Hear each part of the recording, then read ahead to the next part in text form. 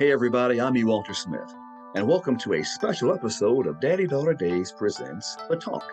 Now, I'm sure by now you've heard that I'm partnering with Frontline Community Services, and we're going to be hosting an amazing Father's Day celebration, or cause, featuring the first annual Homeless Daddy Daughter Picnic and Dance Benefit.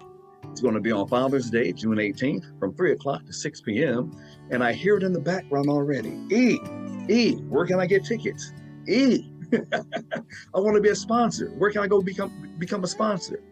What about making that all-important donation?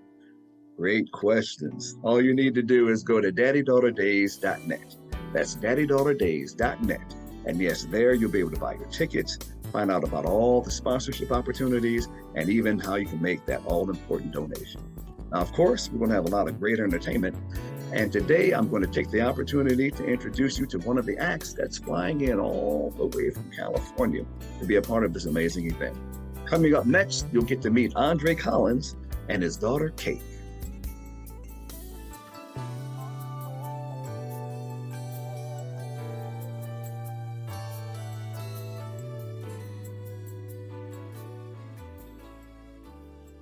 Well, good afternoon, everybody. How you doing today?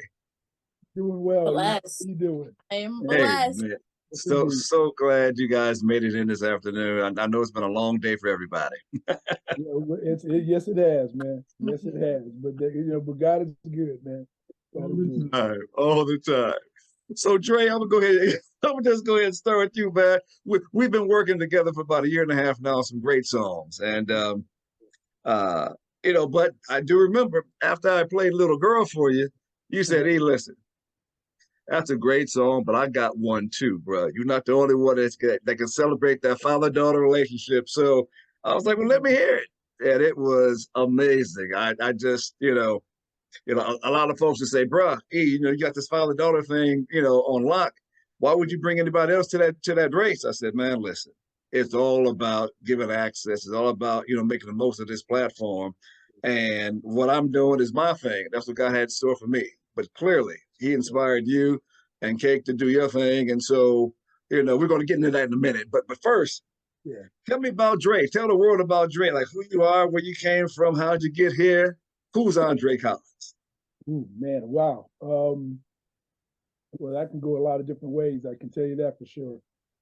First and foremost, I'm a husband, loving husband, or hopefully a loving husband, and a loving father of two kids, two wonderful kids, and amazing kids.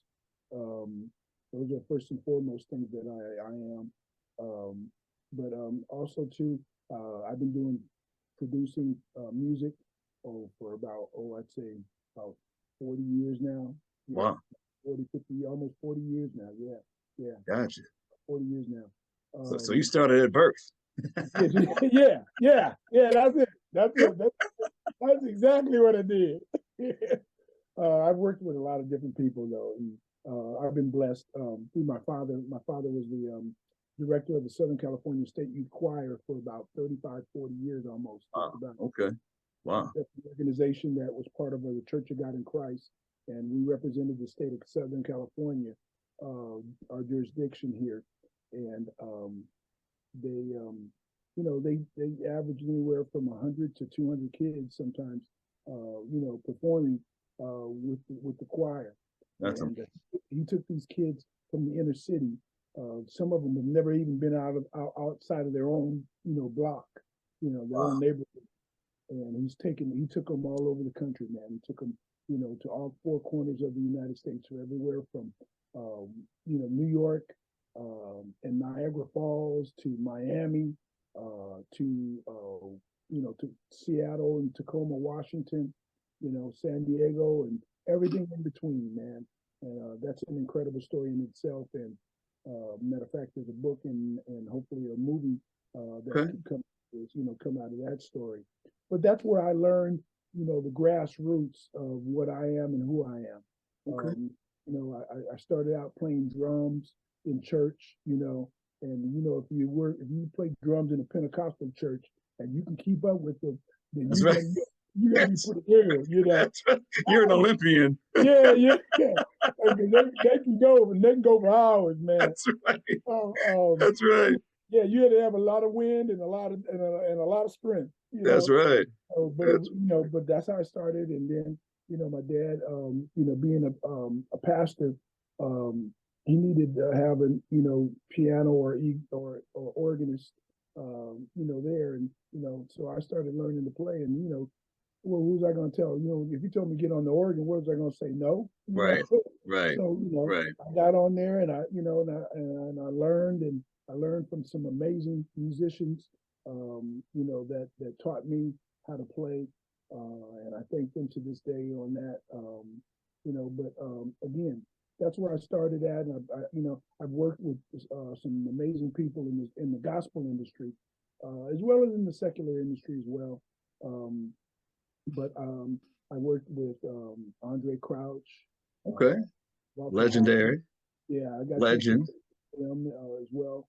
A couple of them, and what I mean by work with them, I just did some small production stuff, for them. But I got a chance to see them in the studio. The That's it. Clark sisters. I've known the Clark sisters since I was a kid. Wow. My dad and Maddie Moss Clark were real good friends, and so we used to see them every year. When my dad would take the choir across country, and we would see Twinkie and the rest of it, Karen, Shears, as well, and all the sisters, the Clark sisters. So I was blessed to be able to see that and experience that. So and then in the secular world, I've worked with some people. Um, um, I've worked with. I don't know if you know who Battle Cat is. Battle Cat's a huge producer, and a friend of mine, Tony Touch, got me involved with them. Okay. I've worked with some other guys. I've worked with the Temptations. Been some, There's a name. yeah, that's for sure. That is for dang, yeah, yeah, yeah, yeah. That's for sure. That is for That's sure. legends. I Yeah, mean, man. yeah. Yes. I mean, Yeah, you have just worked with the legends, on both sides of the fence, and yeah, man. still standing, and Yeah, that's an amazing thing, and and so here we are today, yeah. and at some point during your illustrious music career, K.E.C came around. So I want you to go ahead and tell the story. Describe the day that K.E.C was born. Well, well, again, like I said, Cake is the kind of young lady that likes to be able to be on the scene. She's never shy of the spotlight. Let's put it that way, okay? But on that day, particular day that she was born, my wife was having the contractions and everything, and we got in the car thinking that we were going to be okay, and we drove about 3 lights down, and the traffic and a train decided they wanted to come through. And it wasn't just a short train, it was one of those 100-car trains. Yeah, we're panicking, trying to get to the hospital. But by the grace of God, we made it, and going that route, we got to the hospital, and I realized that I didn't realize how strong my wife really was until she was having contractions, Right. and I had to be right there with her. She grabbed, she grabbed my neck, and I couldn't get out, and I tried my best to get out of her grip, man, but she wasn't having it. So What happened? she was just locking me in, But again, Kayla came, and it was a little bit of a struggle, there, but she made her grand entrance, and it was beautiful because as soon as she came, the nurse took her, cleaned her up real quick, put her in a bed in a blanket, and handed her to me. Got it. And they wheeled my wife into the other room because she was tired and sleep, and I just had a chance to just sit there with my daughter, and and I talked to her a little bit, and then I just held her up to God right there in the hospital and said, Lord, she's yours. Amen. Amen. Well, wow. When when, when the Lord said to you, "Yes, my son, you are right. She is mine." Yeah, yeah, Right. That's right. Yeah. Did Exactly. you did you want her to follow in your footsteps in the in the music business? Again, my son, he works for Atlantic Records. He's Okay. working to be a sound engineer for Atlantic. He's a talented musician as well. But I didn't really push my kids to be in this business. I told them that it's a lot of hard work. Mm, That a lot of people don't see a lot of people don't see the behind the scenes that it takes to be able to become not only a performer, but to have a ministry, especially in gospel music, to have a ministry. So that's important to understand. But I never did. They grew up around the music. Like I said, my dad, he started the legacy of that and from there, one of my sisters, her name is Melanie Collins, and they call her Standard Mel. She's world famous jazz singer and big band singer, and she does these huge shows with orchestras and stuff like that all the time. And my other sister, she's an amazing singer in her own right. She sings at our church, and she sang with some people before, as well, and she's a praise and worship leader at church. And my wife as well, who I met, you know, um, doing music. She was going to be a part of a girl group that Arista Records was going to sign, and they asked me to produce some songs for it, some tracks for them. So when I got to the studio, I saw these four girls sitting there at the time, and there's one girl on the end. I said, okay, this one's going to be mine. And so she sings, and matter of fact, she won one of the talent nights at the Apollo. She won the wow. competition. So Wow. yeah, so my daughter has had that around her all of her life. God. That's all she's ever known. So saying that whether I cultivated it or not, probably not. But at the end of the day, that's where she was living in, and that's what God blessed her to see, and she decided she wanted to do the same. So Okay. So it's in her genes. yeah, it's in the blood, man. You It's in know, the blood. my my grandmother used to say, when you plant carrots, you get carrots. That's So it. That's it. so That's it. That's it. That's so there it. you go.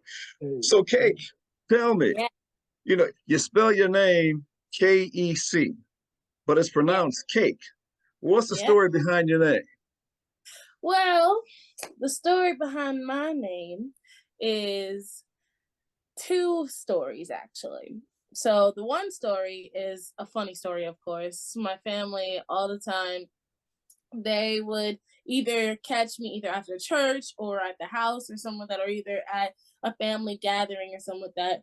I would always have a piece of cake before dinner. Gotcha. Every single time I would want the cake before dinner or anything, and I would have like cake frosting all over my face as a kid. I Per- was that cake monster.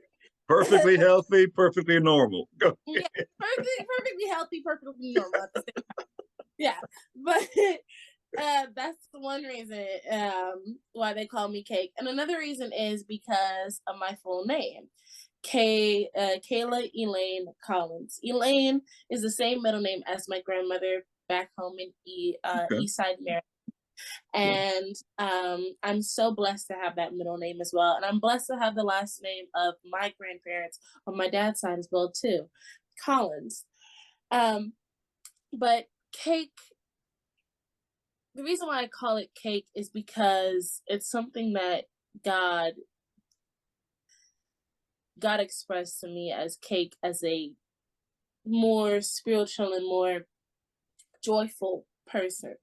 And that's how God put as me when I came into this life as a joyful and a warrior of God in this world for him. So Okay. Got it. Wow. So how old were you when you first started to sing? I was about 3 years old when I first started to sing. And it might have been noise at that time, roaming around in the room and everything, just singing. But I started when I started singing when I was 3. The first time I started writing songs Mhm. is when I was 5, and I wrote a song called Born in Queen of the Valley. Now the story behind that is I remember playing my guitar and just, singing songs and everything, and I wrote a song, which is Born in Queen of the Valley. And I went to my parents' room and I told them, I said that, Mom, Dad, look, I can play guitar. I can sing, I can play guitar. They were like, you can't do that. You can't, there's no way you could play guitar or nothing. You can't teach them that. I was like, look, I really can. So I started playing the guitar, everything, singing for them and all. And they were really shocked. Like, Wow. oh my goodness, she's actually doing this. Like, okay, we might have something here. We might have something here.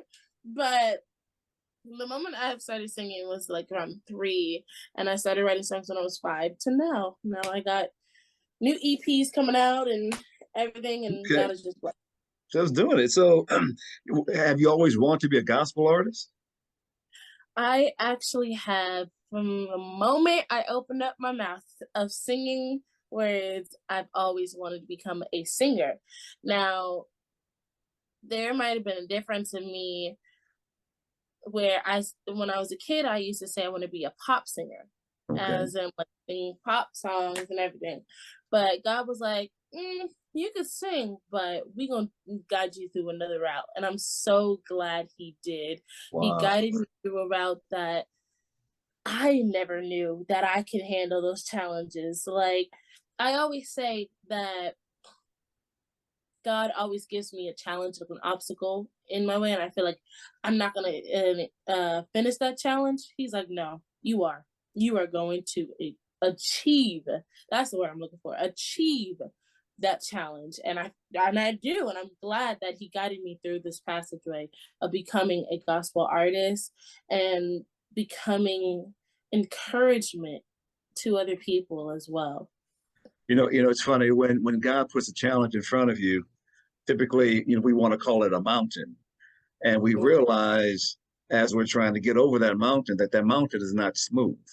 It's Yeah. rugged to give you, the things to hold on to pull yourself through, to be able to look, at look back upon it as how it served to be the stepping stones, literally, to your Yeah. next, to your next level. So it's interesting that at a young age that you were able to probably turn your back to a lot of peer pressure and singing those pop tunes, Yeah.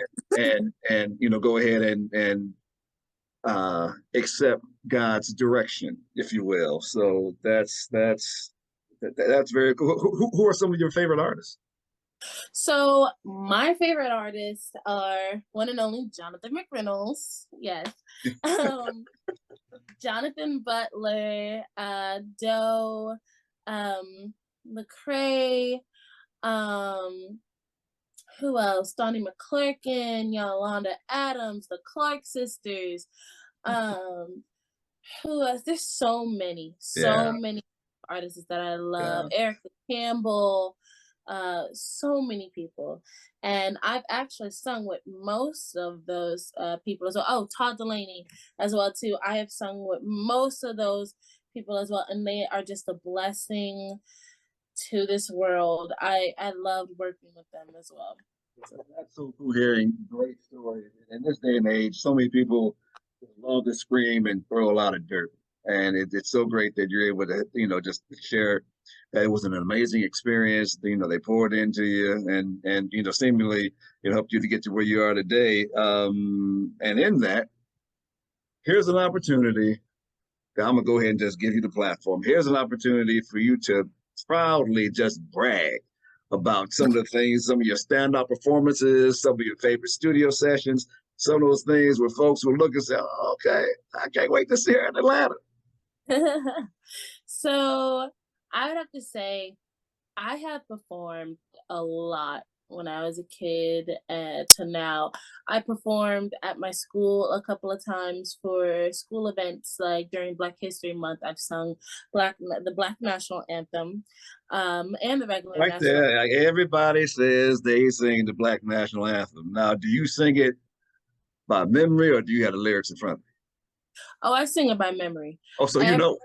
Yeah, every time when I'm singing a song or anything, I try to memorize the Okay. words. And All right. I want to look like that person and be like, Right. okay, Right. yeah, Right. Frozen. No shade to all those people that do Right. that. Right. God bless you on that. But it's just a talent for me and a pet peeve of me to do that kind of stuff and everything. So, Gotcha. I hear you. but I try to memorize the words, and I do memorize the Good. words a lot and all. And I've sung for my school. I have sung for the Senator Rubio, Okay. at Wow. her, yeah, when she became senator. And I've also sung for the West Covina NAACP. Okay. I sung for Fresno State NAACP Black Excellence Gala.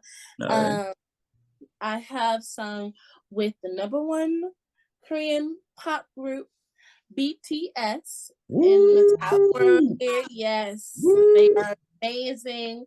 The song Ego, the girl, there is me. Okay. All Um, right. I have sung with so many people. Um, I have met one of the original Temptations over at Citrus, and Which when one? they had Obi, the one that's still alive to this day. Gotcha. Gotcha. Yeah. So I met him and all, and he was really fun to work to see and everything. And we went over some songs and everything, so it was really good with him. And I just performed at my church as well too from my grandfather's. I performed with Todd Delaney. Um, I had performed with um Pastor Renee as well. I performed with a lot of people. Just with a whole lot of folks, and that's, you know, so many artists, dream, pray to have the opportunity to to share the stage, or to share the microphone with some of the top artists in the game, and never get that opportunity. Yeah. And regardless of the fact that you might have little access, because of who your dad is, because of your granddad is, but Hey, nevertheless, Cake is doing it on her own, and that's and, I try not to brag that much to people that are famous about my grandfather's legacy. got But it. if you know Emmanuel, I'm the granddaughter. Yeah. I tell her all the time, hey, look, we can put you up there, but you got to carry your own weight. There you go. Yep. There you go. There you go. Yeah. And I'm going to use that statement right there, Dad, to segue into this song that really completely blew me away. Like I said, when I played Little Girl for you, I was quite proud of that. I mean, because it's got a lot of accolades on its own. But Mm-hmm. the whole father-daughter song, Lane, is broad enough for at least one more song. And hearing what you guys had come together and actually written and produced, like I said, I was just totally blown away. So I want you to go ahead, Dre, and just kind of talk about that song and how it came about, and just what it not only means to you, but what you see it meaning to the world. Well, again, first thing and foremost, I want to tell you thank you for this opportunity, for not only for me but for my daughter as well. To be able to come out to Atlanta and be a part of this celebration, um, this event that you guys are putting on, you and Frontline, the nonprofit organization. That it's phenomenal.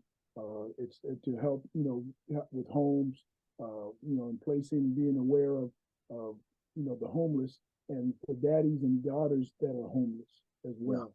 Yeah. But on top of that, looking at the stereotype is that the black father is not in the house, Right. And that's not the truth. That's not the narrative. That's something that somebody else is trying to orchestrate for us, and they won't tell the truth about what we really do. Because if you look at the majority of who is in the house, we are there. Right. And so, in saying that, every father or daughter or mother that has a son or a daughter is always, nervous that first day of school, whether it's from preschool all the way up to college. We worry about them, making sure that they're okay, make sure they understand who they are, they don't get influenced by outside sources, that they stay focused on their grades and stay focused on studying and behaving in class, and all those things that they that we as parents are concerned with, while they're in school. So, that being said, one day, it was the first day that we were taking my daughter up to college for the first time. And we were in the car and we were going up to Fresno State University, which is the school she goes to. And she's a junior now, I think, right? Junior, and you're going to be a senior? I'm a senior now, okay, yeah. Okay. She's a senior. This is my last year, y'all. Yeah, she's a senior. She let me know. That's my Finish senior strong, year. y'all. Okay. Your senior year. Finish strong. So, back when she was an incoming freshman, and wet behind the ears, so to speak, we were driving up to school, and you know how father is. I'm telling her, okay, you got to make sure you do this all the time. You stay focused. If you're in trouble, call me. These things. All the things that as a dad you tell your daughter, to watch out, for this and keep prayerful. But the most important thing that I've told my daughter is keep God in your life at all costs. If you live and have a relationship with Christ, you're going to be okay, because he's going to guide you in the way that you need to go. And so I told her these things, and I was telling her these things in the car, and the whole time I'm telling her all these different things about school. Every time I'd say something, she'd say, "I got this, Dad, I got this." And I look at her and go, "You sure you got this?" And she was, "Yeah, Dad, I got this." And I was like, "Okay, you got this." So as time went on, we kind of laughed, because that first trip up there to take her up to school was really a memorable trip for me as a father. It was an enjoyable conversation we had going to school. And we got back, about a year or so or 2 years later, and we were laughing about it, and she said, "Well, Dad, why don't we write a song about this?" And I was like, "Okay." And so she came up with some lyrics, and I started producing some tracks, and she said, "I want to do kind of a rap tune, a hip hop tune." And I was like, "Okay, I'm not the best hip hop producer in the world." It was the new style. We had to try something. It was the new challenge that God gave us. The new challenge. Hey, she let me know when the beat was right. She let me know, but when it was wrong, she was like, "No, that ain't gonna work." Yeah. I need a sidetrack. So we figured it out. We worked it out, and we ended up doing the song. And the song is a little. It's the thing I love about the song is that it's about a conversation between a father and a daughter, and we need more of those conversations between fathers and daughters out there. And so, anytime we can get an opportunity to kind of push that narrative out there, that the fathers are there concerned about their daughters and concerned about their sons, I'm all for that. All for that. So that's how it kind of came about. So K.E.C, a lot of times fathers and daughters have conversations that are somewhat one-sided, and the father's doing a lot of the talking, the daughter's doing a lot of yeah, Dad, yeah, Dad. So, and I'm sure along the way on that long drive, there were some of those moments. But at the end of the day, what is it about the song? What is it about those moments and those conversations that really inspired you to write the song? And not only write it for just, as a project that God inspired you and your father to do together, but to also actually record it and begin to, share it with the world? Well, I would have to say, I remember when I was a kid, my dad would always, he would have a relationship with me. He would always try to have a relationship with me. A father-daughter relationship is important to every daughter and father, because it will make the daughter feel like she is safe, she is protected in her father's hands, her father here in this world, and also her father up in heaven as well. And so what made me write the song is because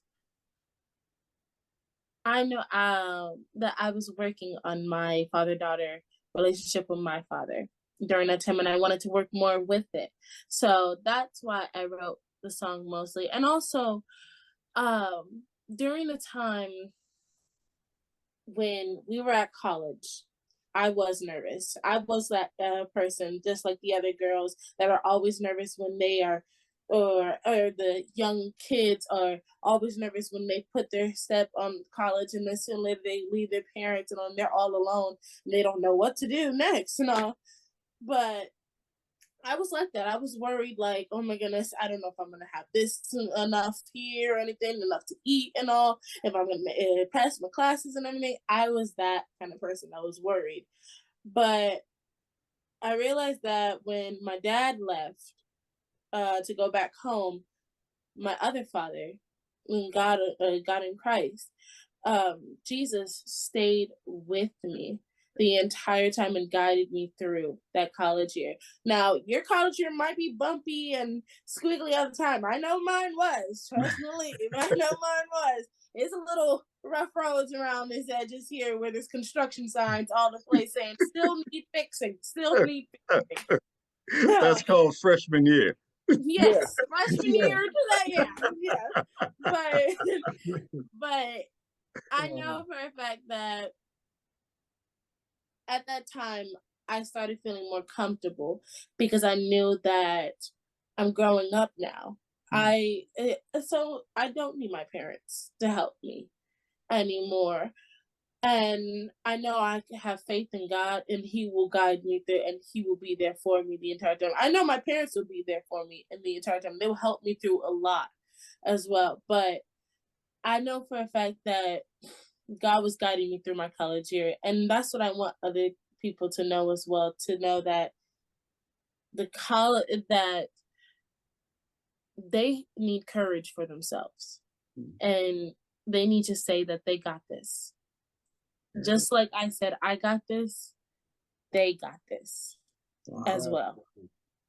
God's got this. And that's another thing too. It also says He's got this. We say it when I say I got this, Dad says you got this, I got this, but we both say He's got this. That's why in the song, when we're going back and forth saying I got this, you got this, you got this, that's our relationship. We're working on our relationship. But when we both come together and say He's got this, that's our relationship with God. We are connected with God. So that's the reason. That is powerful. That is so powerful. You know, like I was saying from the opening hello, I am so looking forward to you guys coming in town for this event. It's going to be an amazing event, and the people will be so blessed, you know, when you guys perform that song, and there'll be opportunities for the, you know, meet and greet and for you to shake hands and to really just, you know, pour into the fact into them that if they just open up their hearts and allow God to step in, that they too got this. And so, again, ladies and gentlemen, Andre Collins and K.E.C. Collins, they'll all be at the Father's Day celebration for a cause, the first annual homeless daddy-daughter picnic and dance benefit. Father's Day, June 18th from 3 to 6 p.m. here in Atlanta. Go to daddydaughterdays.net, daddydaughterdays.net for tickets and sponsorship opportunities.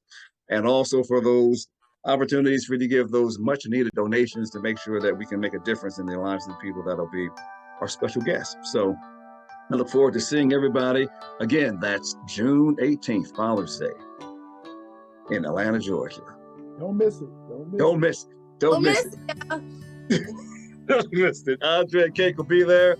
I'll be there, and we'll have an amazing time. daddydaughterdays.net, daddydaughterdays.net. And with that, ladies and gentlemen, thank you so much. Dre, K.E.C., again, it was a pleasure. Thank you so looking much. Forward to see, absolutely. It's my pleasure. God bless you all. And we'll see you soon. Take care. Thanks so much. You got it.